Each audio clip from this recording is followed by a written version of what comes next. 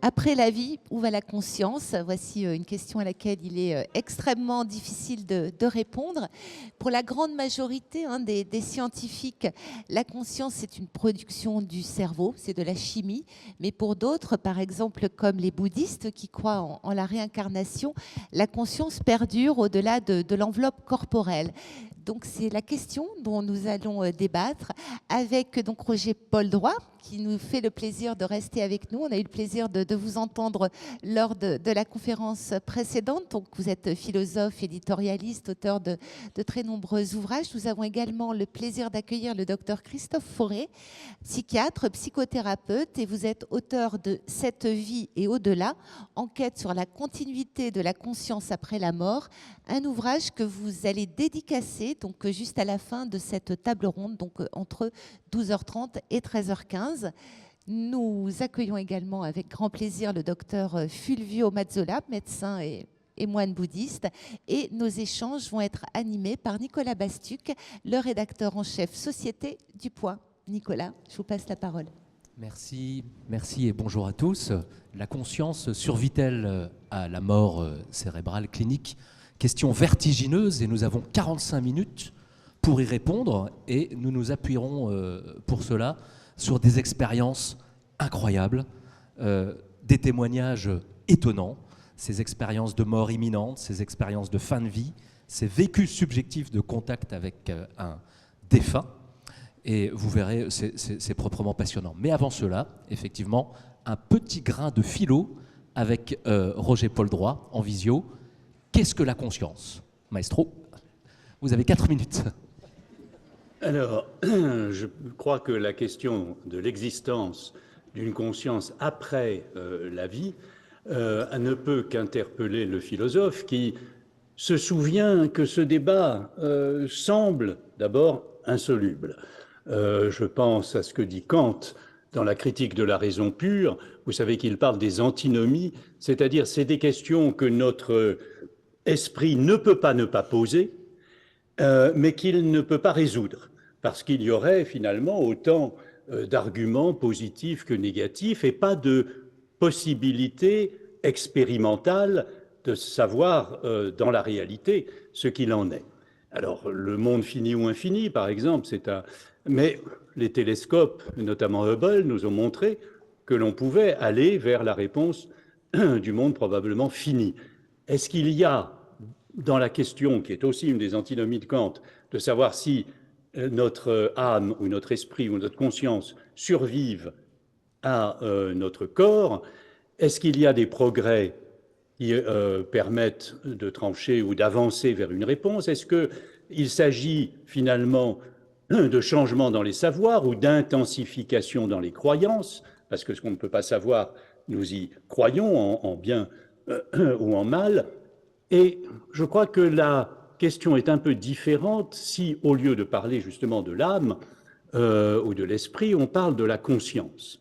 Nous avons, Monique Atlan et moi, il y a une dizaine d'années, interviewé pour notre premier livre, Humain, un philosophe australien. On était allé à New York l'interroger, c'est David Chalmers, que nos interlocuteurs connaissent sûrement. C'était un spécialiste des neurosciences comme philosophe, et il était persuadé que finalement les neurosciences pouvaient rendre compte de la conscience comme l'homme neuronal de Changeux, comme les produits, la conscience comme produit des activités de notre cerveau, et donc qui s'éteindrait lorsque ces activités cessent. Et puis, de proche en proche, parce qu'il est rigoureux, il s'est aperçu qu'il n'arrivait pas à trouver les arguments qui tenaient cette thèse de façon absolument solide. Et il a fini par en arriver à l'idée, assez proche des doctrines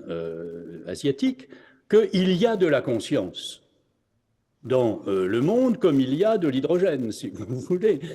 Autrement dit, que la conscience n'est pas simplement un fait produit, mais d'une certaine manière un fait existant. Alors, je ne vais pas me lancer dans de longues explications, mais je dirais peut-être d'un d'un mot, parce que tout à l'heure, Christophe Onodibio rappelait que je me suis longtemps occupé du bouddhisme. J'ai passé 25 ans au CNRS dans une vie antérieure, si j'ose dire, à travailler sur les représentations en Occident des philosophies d'Asie, et notamment, bien évidemment, du brahmanisme et du bouddhisme. Il y a une chose, je crois qu'il faut retenir, c'est qu'à la différence de nos images de la survie, la pensée indienne au sens large, brahmanique ou bouddhique, veut finalement aboutir au fait de ne plus renaître. Ce n'est pas la vie éternelle qui est le but, c'est bien plutôt le fait de sortir définitivement du cycle des naissances et des morts. Et il y a un texte tout à fait célèbre dans les suttas du Bouddha, dans ses prédications, où un moine qui s'appelle Malunkhya vient dire au Bouddha, mais toi qui es omniscient, pourquoi tu ne nous dis pas finalement ce qui se passe après la mort et si nous survivons ou non? Et le Bouddha a une réponse en 2 temps. Il lui dit d'abord, c'était pas dans notre deal, si j'ose dire, enfin, tu n'es pas venu pour cela, tu es venu pour te délivrer de la souffrance dans la communauté de mes disciples. Or, cette question-là n'est peut-être pas essentielle pour se délivrer. La deuxième temps de la réponse du Bouddha, c'est la parabole de l'homme blessé d'une flèche, où il imagine qu'un type qui a une flèche dans la poitrine, le chirurgien arrive, et le type dit « Ah ben non, je ne veux pas qu'on m'ôte cette flèche avant que l'on m'ait dit de quel est l'alliage du métal de la pointe, quel oiseau a donné ses plumes pour l'empennage, etc. » Et il dit évidemment, avant d'avoir des réponses à toutes ces questions, il serait mort avant. Et donc, l'idée, qu'est-ce que ça veut dire? C'est que les questions métaphysiques, et peut-être aussi celles d'une conscience après la vie, est-ce que ça doit être résolu pour que nous nous délivrions, ou est-ce que ce sont des spéculations intéressantes, philosophiquement, mais pas peut-être vitales du point de la délivrance? Ça n'empêche pas que tout cela est passionnant, que savoir si nous avançons dans la connaissance ou si nous continuons à perpétuer des croyances, cela est l'objet des discussions que vous allez avoir et qui me semblent philosophiquement importantes. Pardon d'avoir été un peu plus long qu'on ne m'avait dit. J'avais dit 4 minutes, j'en ai fait 6. Et voilà, je me tais. Merci beaucoup Roger Paul-Droit. Juste avant, Nicolas, de lancer les échanges, j'aimerais donc excuser le docteur Élise Gilbert qui a eu un empêchement de dernière minute. Voilà, Nicolas. Alors, un débat insoluble, pas forcément vital pour les vivants. Voilà ce que disait Roger Paul-Droit à l'instant. Je vous propose, messieurs, de réagir au fil du débat sur ce petit chapeau philosophique. Mais avant cela, un témoignage. La première chose dont je me souviens, c'était que j'étais sorti de mon corps, comme si je flottais au-dessus de lui. Il y avait beaucoup de monde autour qui essayait de le réanimer, mais je me sentais très détaché par rapport à lui. C'était comme si je regardais un vieux vêtement que j'avais mis autrefois, mais dont je n'avais plus l'utilité. J'étais juste là, présent dans cette paix qui m'enveloppait. C'est là que j'ai compris que nous ne sommes pas notre corps. Alors, docteur Fauré, rebonjour et merci d'être là. Ce témoignage est tiré de votre livre « Cette vie et au-delà », paru il y a quelques mois chez Albin Michel. Et je peux vous dire que c'est un carton, puisque on a eu beaucoup de mal à se le procurer et vous le dédicacerez dans un instant. La personne qui parle a fait une drôle d'expérience, une expérience de mort imminente, une espèce de retour d'outre-tombe. De quoi s'agit-il? Comment surviennent ces EMI? Alors, ces EMI surviennent dans des circonstances notamment d'arrêt cardiaque, mais pas uniquement. Et dans 20% à peu près des arrêts cardiaques, il y a donc un arrêt de la circulation cérébrale et donc arrêt qu'on peut documenter sur l'électroencéphalogramme qui est plat. Et donc, il y a à ce moment-là la perception par la personne d'une sortie de corps avec une conscience très aiguë de ce qui se passe, une conscience très claire des événements, avec la capacité de penser, de se remémorer et de pouvoir intégrer l'expérience, avec voir effectivement tous les soins qui sont donnés à ce corps, pour faire vraiment l'expérience complète qui n'est pas pour tout le monde. Il y a la perception d'un tunnel, au bout de ce tunnel dans lequel la personne s'engage, la perception de ce qui est décrit comme un être de lumière, émanant quelque chose d'un amour inconditionnel. Parfois, dans 30% des expériences, il y a perception de proches décédés qui semblent accueillir la personne. Alors, il y a plusieurs phases, hein, en effet, qui ont été identifiées. Toutes les personnes qui font une expérience de mort imminente ne traversent pas toutes ces phases. Non, bien sûr que non. Mais plus on traverse de phases, effectivement, plus l'expérience est profonde et implique des changements radicaux lors du retour à la vie cérébrale, si j'ose dire. Alors, la première étape, c'est la sortie du corps, que décrit bien cette patiente. Hein. Oui. La sortie de corps, d'ailleurs, c'est... on pourrait prendre les étapes les unes après les autres, c'est intéressant. Il y a vraiment sortie du corps. Il y a une étude qui a été menée sur des personnes qui avaient des arrêts cardiaques. Un groupe de personnes qui avaient un arrêt cardiaque sans souvenir d'expérience de mort imminente. Un groupe qui avait un arrêt cardiaque avec souvenir. Et on a demandé à ces personnes-là de décrire le plus minutieusement possible les manœuvres de réanimation dont elles avaient été l'objet. Eh bien, à 98%, il y a pour les personnes qui ont fait une EMI, donc qui ont vu les procédés de réanimation, des descriptions extrêmement précises qui collent à la réalité, alors qu'il y a de grandes erreurs chez les personnes qui n'ont pas vu cette idée, donc cette manifestation. Donc on est vraiment clairement dans l'idée que si la conscience et la perception de notre réalité extérieure, les objets, les choses, et intérieure, nos pensées, nos émotions, et on pense que c'est relié au cerveau, là on a une circonstance où clairement le processus de pensée, de réflexion, d'éprouver des émotions, de garder de la mémoire par rapport à ce qui s'est passé, se passe hors du corps physique, et donc ça va à l'encontre de cette postulat scientifique qui dit que la conscience n'est que le produit du cerveau. Là on a un électrocéphalogramme plat, donc documenté, pas d'activité électrique cérébrale, et il y a donc pourtant une expérience qui est extrêmement vive et prégnante au fil du temps. Alors une sortie du corps et très rapidement, aussitôt, la conscience d'être mort, oui, associée à un profond sentiment de paix, oui, de bien-être. C'est vraiment étonnant, les circonstances sont parfois extrêmement traumatisantes et il y a pourtant une perception assez neutre, assez paisible, comme si la personne était dans une situation par exemple très douloureuse ou en train de se noyer ou dans une intervention chirurgicale qui se passe mal, et d'un seul coup, il y a quelque chose qui s'arrête immédiatement avec couplé ce calme, mais surtout une compréhension très aiguë, très claire de ce qui se passe. Et donc ça va à l'encontre de ce qu'on dit, oui mais ce sont des hallucinations, ce sont des troubles de manque d'oxygène. Non, le trouble du manque d'oxygène produit une confusion, produit quelque chose de très parfois même anxiogène. Là on est à l'opposé, on est dans quelque chose de très posé, très calme, très clair, et une vraie conscience de « waouh, je suis mort », comme si la personne faisait l'expérience directe, au-delà d'une croyance, que je ne suis pas mon corps. Il y a quelque chose de moi qui continue avec la mort ou mort possible de ce corps. Je suis mort, mais qu'est-ce que c'est bien, hein, Mais qu'est-ce que c'est bien. Alors, on traverse un tunnel, ouais, souvent, ouais, la traversée de ce tunnel. Qui débouche, les enfants n'ont pas l'expérience du tunnel. Qui débouche sur un environnement décrit comme paradisiaque. Ou simplement un environnement neutre. Hein, ou neutre. Ça peut être complètement neutre.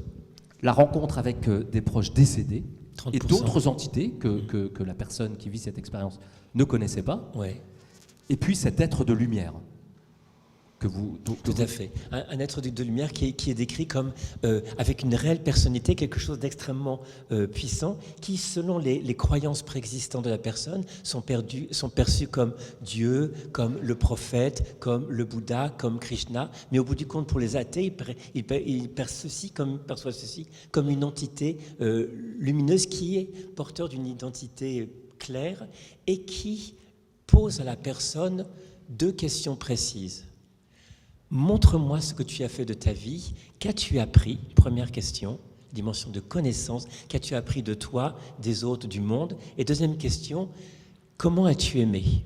Et ces deux questions formulées sont le prémisse de ce qu'on appelle un panorama de vie où la personne revit l'intégralité de sa vie extrêmement rapidement, mais en 3D, avec une perception de tout ce qui a été vécu et ressenti et dit et fait. La revue de vie. Il y a dans votre livre Revue des de vie, témoignages fascinants. Oui. En un instant, j'ai vu ma vie se dérouler devant mes yeux. C'était comme un film en 3D. C'était intense. Tout était là. Tous les plus petits détails.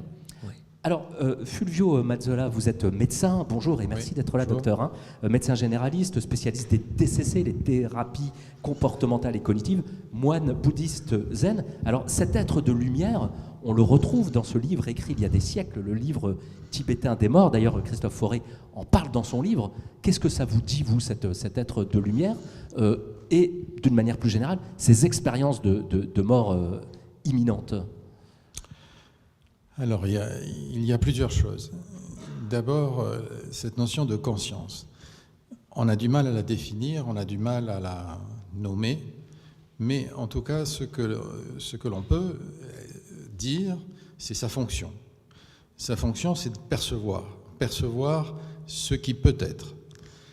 Et cette capacité nous accompagne de la naissance à la mort. C'est-à-dire que souvent dans mes animations de groupe, j'explique que la conscience est une co-naissance. C'est-à-dire elle nous est donnée au moment de la naissance et nous accompagne jusqu'au dernier moment de notre vie, c'est-à-dire notre mort. La question qui se pose, et qui est la question, c'est qu'est-ce qui se passe au moment de la mort? Est-ce que c'est la dissociation de l'âme qui s'en va, ou l'âme, ou conscience, et le corps qui se séparent, donc deux entités différentes? Ou alors est-ce que ce sont les manifestations d'un corps ou d'un cerveau qui est en souffrance? Ce que je retiens des expériences qui sont décrites, c'est que la mort n'est peut-être pas si tragique que ça. C'est pas si grave que ça. C'est surtout l'affaire Je vous de assure, ceux c'est qui restent. rassurant. Hein. C'est ce que vous me disiez, c'est surtout le problème de ceux qui restent, la mort, finalement. Alors, on va en parler, mais effectivement, lorsque j'ai accompagné des personnes en fin de vie, ces personnes-là se faisaient beaucoup de soucis pour ceux qu'ils allaient laisser, comment ils allaient vivre, comment ça allait se passer, est-ce qu'ils vont pouvoir vivre cette vie qui n'est pas forcément facile. Mais ils se posaient très peu de questions sur eux. Ils s'en foutaient un peu. Et cette sérénité, dans ce lâcher-prise, dans cet abandon qui ne fait pas si peur que ça. J'ai toujours senti cet abandon du moi, cet abandon de qu'est-ce que je vais devenir, qu'est-ce qui va se passer. Pas du tout. Ça, ce sont des questions que se posent les vivants en bonne santé, qui ont peur du lâcher-prise, qui aimeraient bien connaître la mort avant de mourir. À tant qu'à faire, je pourrais savoir ce qui se passe après. Ben non, la mort n'est pas une expérience vivable. On le saura après. Et oui, on le saura après. On en revient un peu quand même. On peut en revenir, comme le montrent ces expériences de mort imminente. Alors oui, on peut revenir, mais on ne peut pas prévoir. On ne peut pas contrôler ce qui va se passer. Donc ce que nous devons vivre, c'est ce véritable lâcher-prise, c'est-à-dire, comme disait Bobin, prévoir l'imprévisible et essayer de gérer l'incontrôlable. Mais on ne peut pas prévoir. On ne sait pas ce qui va se passer. Donc c'est vivre une certaine forme d'ignorance. Tout à l'heure, j'écoutais un intervenant qui parlait de Voltaire, et Voltaire, il disait la chose suivante que j'aime beaucoup. Il disait que la mort peut être le bout de la vie, mais ce n'est pas son but. C'est pas son but. Donc la question qui se pose dans ce voyage que nous accompagne la conscience nous accompagne jusqu'à la mort pour faire un autre voyage. Mais ce voyage, c'est vers l'inconnu, l'imprévisible. Mais notre pays, c'est la vie. Notre voyage se fait actuellement dans la vie. Donc, il nous faut nous préparer à cette mort. Il ne s'agit pas d'apprendre à mourir. Ça, on va tous réussir à mourir. Il ne faut pas se faire de soucis à ça. Plus ou moins bien. Il ne s'agit pas de réussir sa mort. Il s'agit de nous apprendre à vivre. Et c'est ça la question fondamentale que nous pose la mort. C'est, OK, je vais vivre quelque chose d'extraordinaire, d'imprévisible, d'inconnu. Comme disait Christophe, cette accélération de ce feedback, mais qu'est-ce que j'ai fait de ma vie? Est-ce que les personnes que je laisse, est-ce que je laisse des problèmes, des soucis? C'est important de mourir sans remords ni regret. Et donc tout l'intérêt de l'accompagnement des fins de vie, etc. C'est ce qui je ne veux pas aller plus loin. On y reviendra, mais vous avez cette merveilleuse phrase que j'ai notée lorsqu'on a préparé ce débat. La vie passe rapidement, réveillez-vous, ne perdez pas votre temps. Ça, Alors, c'est ce que c'est une leçon. Hein. Ce que l'on sonne sur le mot pense, qu'on appelle un bois avant de la pratique méditative, c'est la grande affaire et la question de la naissance et de la mort. C'est pas la question de la vie, de la naissance et de la mort. Le temps passe très rapidement. Chaque instant qui passe ne revient pas. Alors réveillez-vous, ne perdez pas de temps. C'est ça la leçon, je pense. Alors, docteur Fauré, revenons-en à ces expériences de mort imminentes. C'est complètement relié, justement. Hein. Oui, alors que nous avions laissé donc à cette fameuse revue de vie, cette vie qui défile en 3D, en un temps record, et vous aviez commencé à l'évoquer, cette absence de jugement extérieur. Alors, ça contrevient aux croyances sur le jugement dernier, sur cette espèce de tribunal ultime qui va nous dire si on est bon pour le paradis ou l'enfer ou le purgatoire. Non, pas de jugement. L'une des patientes interrogées dans votre livre dit « J'ai compris que le seul juge de ma vie, c'était moi ». Oui, c'est assez étonnant parce que ça va en porte-à-faux de toutes les grandes religions qui disent qu'il y a un jugement d'un Dieu qui condamne. Et là, pendant la revue de vie, ces personnes, c'est 14% à peu près des gens qui font les EMI, qui ont une revue de vie et qui ont une perception donc à la fois de non-jugement sur ce qui se passe, un non-jugement extérieur, mais un deuxième aspect qui est essentiel, c'est que lors de ces revues de vie, elle est vécue de deux façons, de deux positions en même temps. De soi-même en train de percevoir tout ce qui a été dit, pensé, agi, mais également la personne ressent, comme si c'était elle qui le vivait, l'impact sur l'autre personne, sur les gens, de ce qu'elle a dit, fait ou pensé. Par exemple, s'il y a eu des actes d'amour, de bonté, de générosité, d'ouverture de cœur vers une personne, la personne, pendant cette expérience de lui, la ressent intimement, le reçoit intimement, comme si c'était elle qui l'avait reçu. Alors que c'est elle qui l'a émis. Et de même, négativement, c'est des paroles de violence, d'humiliation, de colère, de violence au sens large. La personne, lorsqu'elle voit poser ces actes, ressent l'impact court, moyen, long terme de ces actes. Et c'est cette revue de vie qui est un facteur de changement fondamental pour les personnes après leur expérience, quand ils reviennent, parce qu'ils prennent conscience que tous nos actes, toutes nos pensées, toutes nos paroles ont un impact sur autrui et que ce qui semble être l'axe déterminant d'une vie, c'est celui de la bienveillance et de la connaissance. Et que c'est vraiment quelque chose qui est vraiment le facteur de changement. Et après cette expérience-là, il y a une confrontation à nouveau avec cet être de lumière qui soit pose une question, est-ce que tu veux revenir en arrière? Et souvent les personnes, sur base de leur revue de vie, ou même sur base d'actes d'amour en disant non, j'ai mes enfants qui ne peuvent pas perdre leur maman maintenant, ou j'ai quelqu'un à m'occuper, j'ai un proche à m'occuper, et qui décide de quitter cet environnement qui est pourtant extrêmement chaleureux, extrêmement plein d'amour, et les gens décident de revenir, et aussitôt il y a un retour brutal dans le corps, ou alors, et ça c'est important. Alors, on va y revenir, mais avant cela, il y a pour certains, en tout cas, certaines personnes qui ont fait cette expérience de mort imminente, décrivent un accès à une connaissance ultime. Exactement. L'une dit, toutes les réponses étaient là, tout était limpide, tout était clair. C'est fou d'ailleurs des personnes qui ont des compréhensions à ce moment-là de pourquoi je suis dans cette vie-là. Pourquoi je suis né? Quel est le sens fondamental de, je mets des guillemets, ma mission de vie? Connaissance qui est pourtant oubliée quand la personne revient dans son existence normale, je dirais, mais ce qui est cette graine qui était plantée dans l'esprit sert après aux personnes en disant il y a une appétence pour la connaissance, pour la science, pour la psychologie, pour la philosophie. Soif d'apprendre. Soif d'apprendre, oui. Et tous décrivent une limite à ne pas dépasser ou à dépasser. Oui. Au-delà de ce seuil, plus de retour en arrière possible, si j'ose dire. Encore un témoignage tiré de votre livre, vraiment passionnant. Ma grand-mère m'a dit, ce n'est pas le moment, tu as des choses à terminer. Il faut que tu y retournes. Ouais. Et c'est même genre, les gens ne veulent pas des fois. Ils ont, je veux pas partir, je veux revenir. Et il y a cette notion importante, c'est essentiel de non, ton temps n'est pas fini.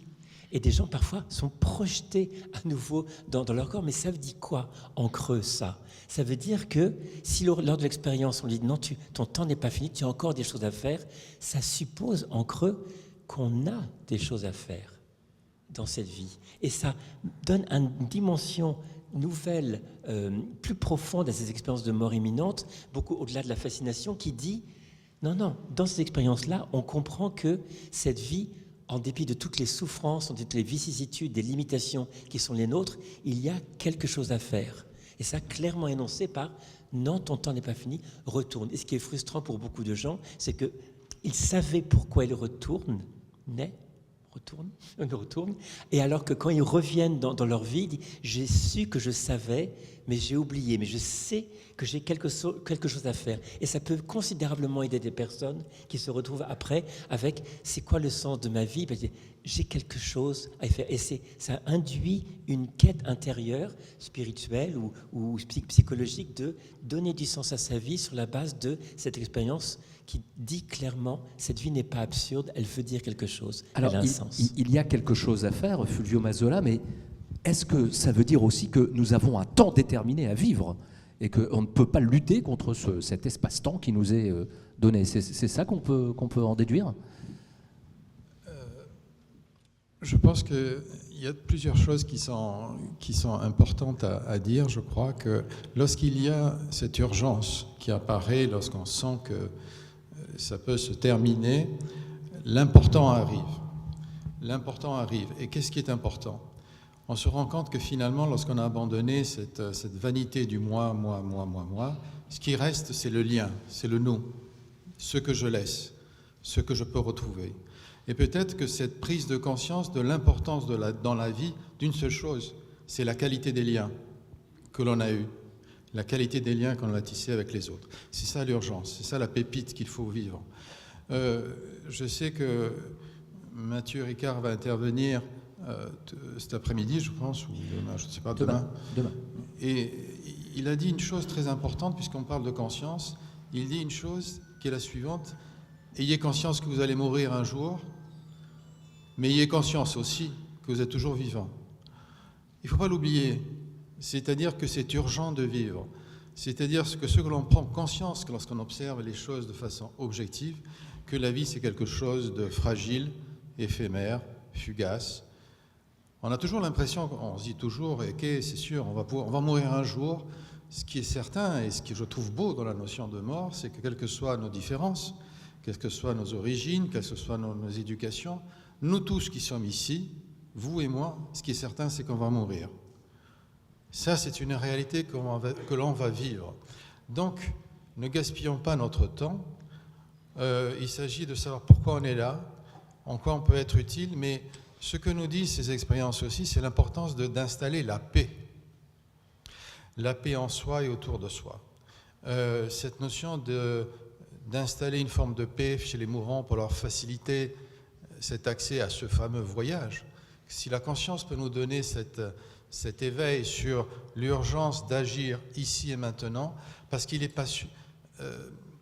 On pense qu'on va mourir, ça on le sait, mais on pense que ça va être plus tard, dans quelques temps, alors que ça peut être tout à l'heure. Il n'y a pas de préavis. Dernière étape, Christophe Forêt, de cette expérience de mort imminente, qui n'est pas forcément la plus agréable, c'est le retour dans le corps. Ouais. Soudainement, on revient à la vie cérébrale, la douleur, le froid, les pompiers autour de nous, qui tentent de nous désincarcérer du véhicule en feu, parfois un mort à côté de nous. Ouais. Voilà.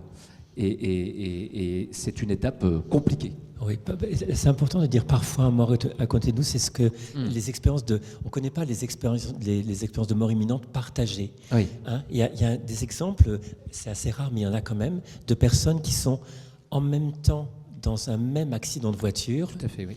Un accident grave, une personne est dans le coma, et dans le coma, elle est dans cette autre dimension où elle se perçoit avec son ami dans ce même lieu, et dans ce passage-là, elle perçoit que cette personne va dans une autre direction et qu'elle va dans une autre direction. Et à un moment donné, elle se réveille, et elle se réveille de ce coma, elle raconte l'histoire aux médecins, et les médecins sont un peu sidérés parce que son ami est décédé.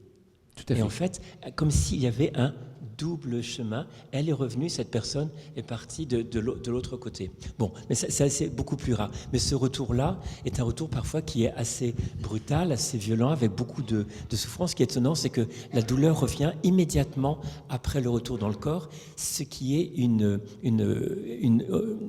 réponse à l'objection de dire oui, mais c'est que de l'hallucination, dans des endorphines qui sont sécrétées. Les endorphines durent plusieurs heures, et donc c'est pas qu'au retour du corps, on aurait donc plus mal. Or, la personne retrouve ces sensations douloureuses. Il y a un temps après de maturation qui est difficile. On s'imagine que les gens vont tout de suite être transformés, que ça va être merveilleux. Non, beaucoup de gens se taisent. Il y a peut-être des gens dans l'assistance d'ailleurs qui ont fait des expériences de mort imminente, et les gens se taisent par peur d'être ridiculisés, de ne pas être pris au sérieux, qu'on considère que la personne est un peu dérangée. Et il y a une immense majorité des personnes qui se taisent. Alors que quand on commence à creuser les personnes, on se rend compte qu'il y a beaucoup plus d'expériences complètes ou partielles. Et donc des gens, parfois, pendant des années ou décennies, ne vont pas raconter leur expérience. Une expérience en effet difficile à partager, vous insistez bien là-dessus dans votre livre, et qui induit des changements essentiels. Fulvio Mazzola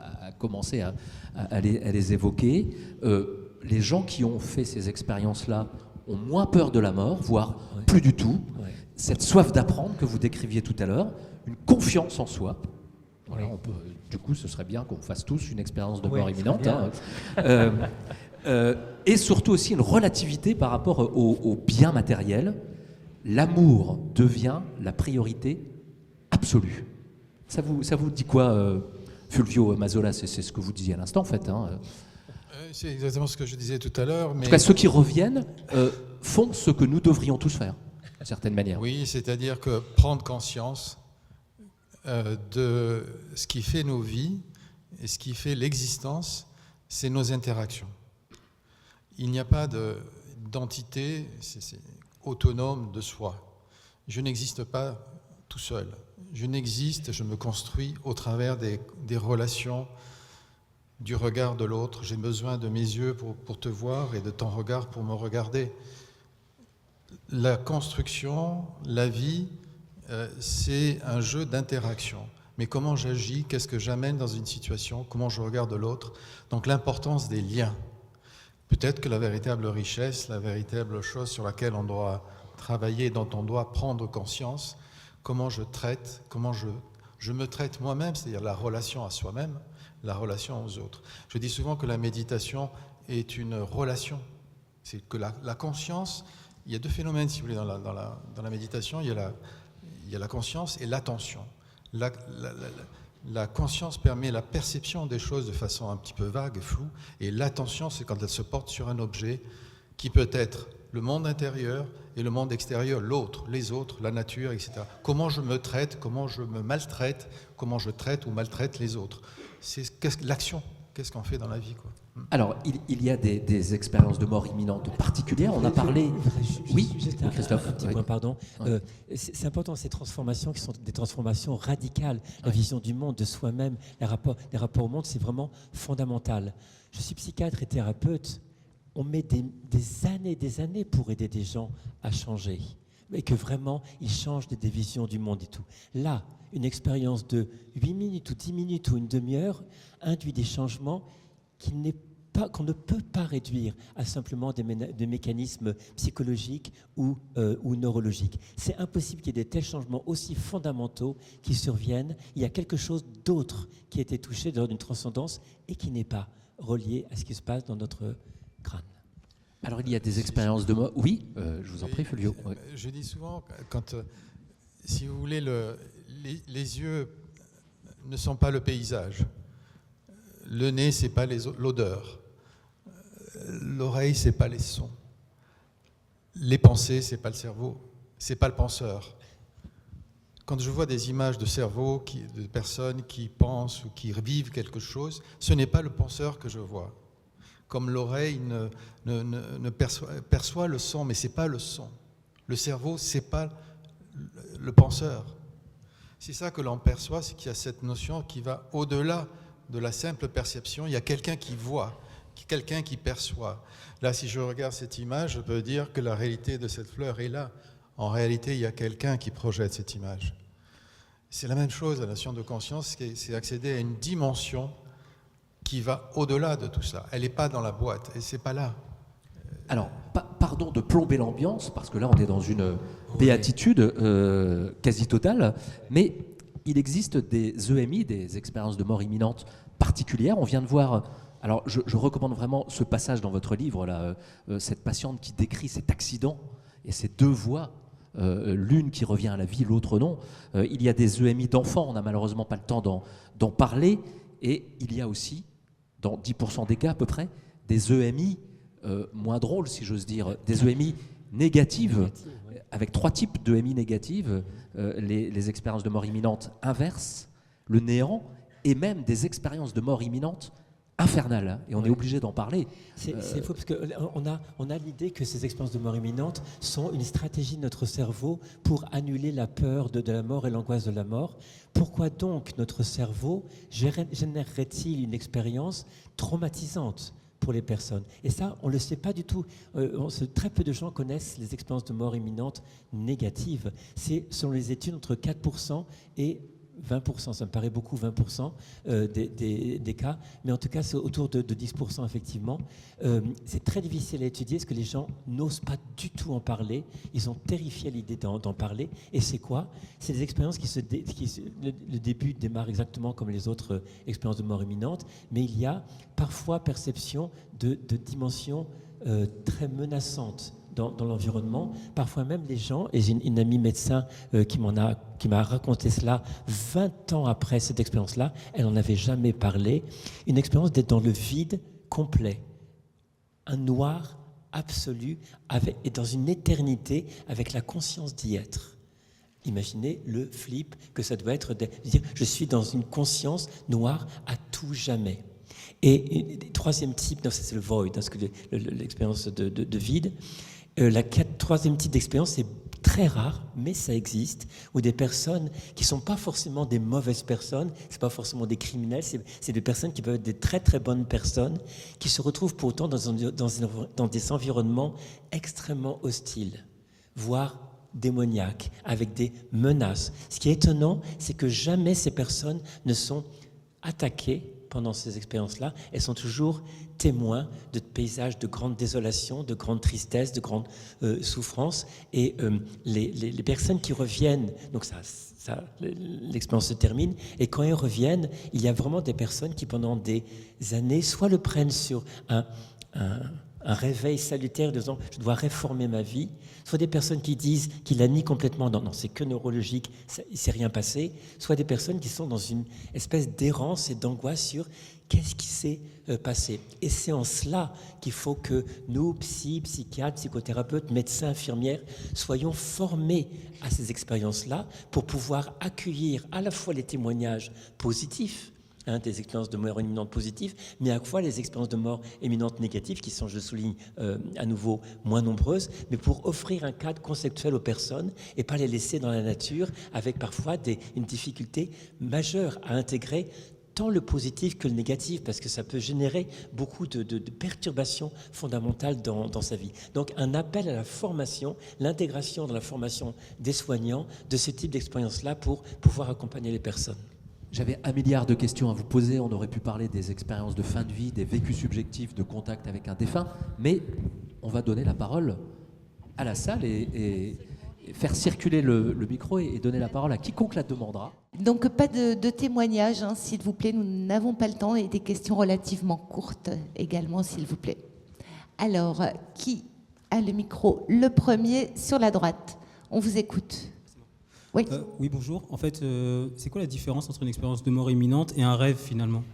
Dans l'expérience de mort imminente, il y a la possibilité de valider ce qui s'est passé. Par exemple, il y a beaucoup d'exemples de personnes qui décrivent que, par exemple, leur corps est réanimé au bord de la route ou dans l'hôpital, et que la personne décrit ce qui se passe peut-être à 100 mètres dans l'hôpital. Un proche qui, par exemple, dit « Je t'ai perçu à la machine à café, tu prenais un café, tu étais tellement stressé que tu l'as renversé sur ta robe bleue et il y avait avait papa et maman qui étaient là également. Et ces choses-là peuvent être vérifiées dans l'après-coup, comme si la personne était véritablement en percevant cette situation-là. Il y a vraiment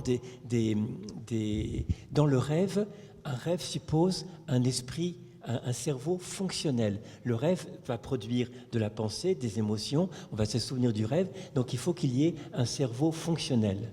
Or, on se rend compte, dans ces expériences de mort imminente, il n'y a pas de cerveau fonctionnel. Il y a des arrêts de l'activité cérébrale, authentifiés par un électroencéphalogramme plat, qui ne donnent pas les conditions pour fabriquer de la pensée, fabriquer de la réflexion, fabriquer des souvenirs, fabriquer des ressentis ou des émotions. Et donc, dans le rêve, oui, il y a un support cérébral qui fonctionne, mais dans les expériences de mort imminente, il n'y a pas de support cérébral. Donc on ne peut pas non plus comparer cela à des hallucinations pour les mêmes raisons, d'ailleurs. Pour les mêmes raisons, parce qu'il n'y a pas de support neurologique à la production de souvenirs, de mémoire extrêmement précis, comme c'est décrit dans les expériences de mort imminente. Merci beaucoup. Une question là-haut, on vous écoute. Bonjour. Oui, bonjour. Docteur, monsieur, vous avez dit que la mort n'est pas vivable. La mort n'est pas vivable. Donc, votre question ? On vous écoute. Est-ce qu'on peut comparer ce phénomène avec le sommeil profond, quand on plonge dans le sommeil profond et après enlever tous les costumes, qui sommes-nous ? Est-ce que c'est comparable avec la mort ? Avec le sommeil profond, c'est ça ? Parce que dans le sommeil profond, il n'y a pas de production d'images. Il n'y a pas de production d'images, de réflexion, d'interaction. Donc, on ne peut pas le comparer. Il n'y a pas d'événement traumatique qui est une mode d'entrée avec un retour, avec des transformations. C'est difficilement comparable. D'accord. Et avec la mort, est-ce qu'il y a des traumatismes ? Est-ce qu'il y a des traumatismes Par exemple, la mort, comme vous avez dit tout à l'heure, est-ce que la mort, ce n'est pas un phénomène c'est pas si mauvais. Et une fois on est plongé dans un sommeil profond, en enlevant toutes les couches des costumes, ce qu'on pense, qui sommes-nous, et on réveille le lendemain, est-ce que c'est comparable le sommeil profond et la mort ? Je me demande si monsieur ne parle pas Alors, du coma. je ne sais pas si je vais me réveiller quand je serai mort, je ne sais pas. Mais vivre l'expérience de mort, tout ce qu'on peut dire, c'est qu'on ne sait pas. C'est-à-dire, on ne sait pas ce qu'il y aura après. C'est le mystère, c'est l'ignorance. Je pense qu'il faut accepter de vivre l'ignorance. Il faut accepter de vivre le peut-être, je ne sais pas. C'est vraiment s'abandonner à cette ignorance. Mais il faut ouvrir la conscience qu'il se passe un mystère. Il y a quelque chose qui existe, que je ne peux pas voir, que je ne peux pas toucher, définir, mais je sais qu'elle existe. C'est le fameux prajna. Je sens quelque chose qui va au-delà de ce que mes sens et perceptions peuvent me faire sentir et que je ne peux pas définir. Je pense qu'il faut accepter l'ignorance, quoi. Et c'est difficile. Ouais. Juste un petit détail, sans continuité avec ce que tu dis, c'est bien important de préciser que tout ce que je vous raconte sur les EMI et les autres expériences qu'on n'a pas eu le temps de partager, c'est le fruit d'études scientifiques depuis 40 ans dans les pays anglo-saxons. On n'est pas dans la croyance, on est dans le cumul de centaines de milliers de témoignages qui, au bout du compte, créent des données qui sont analysables. Et vous seriez étonné, il y a toutes les références dans mon bouquin, toutes les études scientifiques au niveau universitaire qui sont déployées pour l'étude de ces phénomènes-là. Donc on n'est pas du tout dans la croyance, on est dans la démarche scientifique. C'est pas juste comme ça drôle pour être fasciné, c'est vraiment extrêmement fondé, beaucoup plus dans les pays anglo-saxons d'ailleurs que dans nos pays francophones. Merci beaucoup. On va prendre une dernière question, madame. Bonjour. Je voulais savoir s'il y avait des points communs entre les expériences de mort imminente et les paralysies du sommeil. Je ne sais pas. Je ne sais pas du tout. D'accord. Peut-être une dernière question. Oui, peut-être effectivement. Là-haut, s'il vous plaît. Voilà, une dernière question, madame. Et je rappelle à Christophe Fauré que vous dédicacerez votre ouvrage dans quelques instants. On vous écoute. Oui, merci. Les chiffres sont issus de récits d'expérience. Et vous avez vous-même dit que les gens qui vivaient une expérience négative étaient plus réticents à le témoigner. Justement, ça n'expliquerait pas ce faible chiffre d'expériences négatives ? Oui, tout à fait. Hein, il y a peut-être beaucoup plus. Ça fait très récemment qu'on commence à utiliser, à explorer cela.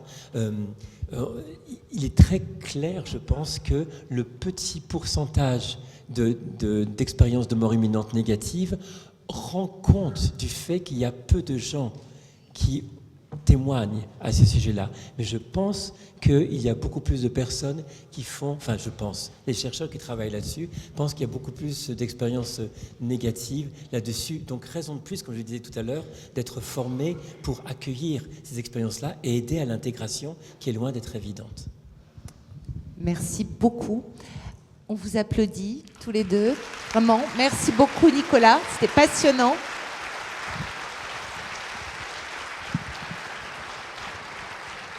Donc, on se retrouve à 14h pour parler des accidents vasculaires cérébraux. Et pendant donc cette pause déjeuner, vous avez la possibilité donc non seulement de vous faire dédicacer l'ouvrage de Christophe Fauré, mais également de vous renseigner et de vous inscrire pour donc une très belle visite, la visite du bateau Seine, le bâtiment de soutien et d'assistance métropolitain. C'est une visite assez exceptionnelle qu'on vous propose. Il reste 2 créneaux demain, samedi, l'un à 11h, l'autre à midi, pour donc visiter ce bâtiment de la Marine nationale qui notamment secourt donc des personnes et sauve des vies. Voilà, on se retrouve donc à 14h et merci pour votre présence et à tout à l'heure.